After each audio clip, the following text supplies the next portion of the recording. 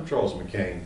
The book I'm going to review now, Falaise, The Flawed Victory, is about really one of the most inept Allied operations of World War II. And no matter how people have tried to disguise what happened, and particularly American historians, there ain't no disguising it. This guy is British and does a much better job of describing what happened. In essence, this is the deal. We were kicking the Germans out of France, and they were withdrawing in August of 1944 out of France, and they were withdrawing through this gap between the British armies and the American armies, but both of these armies were under the command of General Bradley, and they were like, close the gap, keep the German troops from withdrawing, and Bradley didn't. And it would have shortened the war. There's no question about it. We probably would have killed another 100,000 German troops. A number of them got through the Falaise Gap. They were re-equipped, retrained. They were already trained. They were re-equipped and reformed.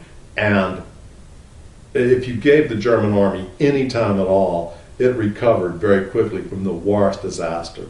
So while it was a victory in many ways, because we killed tens and tens of thousands of German soldiers, it was such a missed opportunity that anybody that thinks Omar Bradley was a good general, this completely destroys that case for Omar Bradley.